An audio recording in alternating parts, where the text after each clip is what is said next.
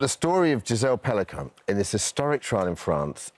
Sonia, the President of France, Macron, said her dignity and courage moved and inspired France and the world and described her as a trailblazer for women. Give us the background to this and what's just happened. Yeah, so she is an incredible woman. So this is a trial that's been ongoing of her husband, Dominique Pelicot. You know, this rape trial is one of the worst rape trials I've ever read about. You know, he drugged his wife and invited other men, scores of other men, to rape her. And over a period of time, Son, how long did this go on for? Oh, it went on for years and years, and she didn't know about it. And so it's a trial which has, I think, revealed some of the very worst of human nature. But something else that we've sort of seen through this trial is this incredible woman who had these most horrific crimes done to her. You know, she has the right in a French court to anonymity as a rape victim and to give closed evidence. She decided to do away with all of that and give her evidence publicly, speaking publicly about what happened to her, because obviously there is absolutely no shame at all for her. She went to trial every day, didn't she? She went to trial every day. She had to sit through all the evidence. She had to sit through, you know, some of these men kind of speaking up for themselves, these absolute kind of disgusting animals. And it's just been incredible to watch. Yeah. Absolutely incredible. Her husband, before, you know, this, or I don't know if it was before or during, has been caught being a pervert, hasn't he? He's been caught upskirting in supermarkets. That's how he was found. That's how he was found. He was arrested for upskirting. He claimed that this was an aberration. Turned out that he had a record for this. And then this was all being revealed. One of the shocks in France today, A, she has been greeted as a hero for her stand, but B, there's a shock that the sentences seem to be very light.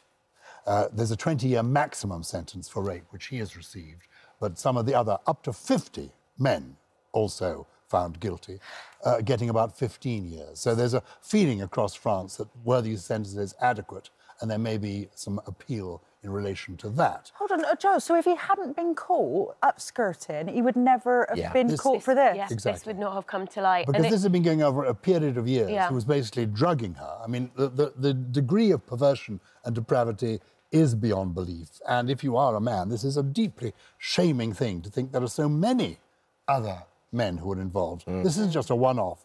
He gathered at least 50 people, the accused, to take part in this horrific abuse of her going over several years. She knew things were wrong, but she didn't know what, because she was drugged when this was happening. But it's also one reason why, you know, traditionally crimes like upskirting, for example, what we call flashing, but criminally is called exposure, voyeurism, they're actually very common male sex crimes. And, you know, culturally, sometimes we laugh about them. Sonia, the Paps used to do it. The Paps used to do it to people. Wow. I remember, they don't do it anymore. Yeah. They're not allowed to do it. But I remember being out with a broken leg and they were trying to take pictures at my skirt. And this was years ago. We're talking like 12 years ago. But the Paps used to be able to do this. It's disgusting behaviour.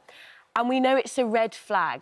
You know, it's a red flag for men who may not, but may be doing even worse stuff, worse sexual crimes. It's a gateway, I suppose, isn't it? Absolutely. You get away with it. Then. Absolutely. Look at Sarah Everard's murderer. He'd been caught exposing himself, you know, before he went on to rape and murder Sarah Everard. So I think it shows why we have to take these crimes, which some people, you know, might laugh about, maybe, you know, as you say, not very long ago, you know, some of this was seemed to be culturally acceptable. We have to take them really, really seriously. So are things going to change now, you know, if you get caught doing, you know, perverty things? Are they going to look into you a little bit more? They are crimes, and I think it's a case of society taking them really seriously. We've got, you know, France has got similar issues. We've got issues here in the UK with prosecuting rape and sexual assault as crimes, for example. The prosecution rate is very low. There are huge, huge delays in the criminal justice system at the moment, which means that too many men are getting away with these crimes and not facing justice. So, why do you think that is? The reason that is because if it takes 2 or 3 years to come to trial, the woman who is the victim, do they want to go on with this horror, living it for another 2 or 3 years before it comes to court? So we need quicker justice, tougher justice. But the great thing about this achievement of this lady, 72-year-old grandmother, is that I think this could beckon a cultural change. I mean, people in France, led by the president, have woken up to this horror and are saying, actually, we must look at ourselves and our society and the way we behave and the way we tolerate this kind of crime. And the system taking it a lot more seriously as well. A lot more seriously. Absolutely. What an incredible... Thank you for visiting our This Morning YouTube channel. We upload new content every day, so go ahead, hit that subscribe button. You don't want to miss out, and we'll see you in the morning.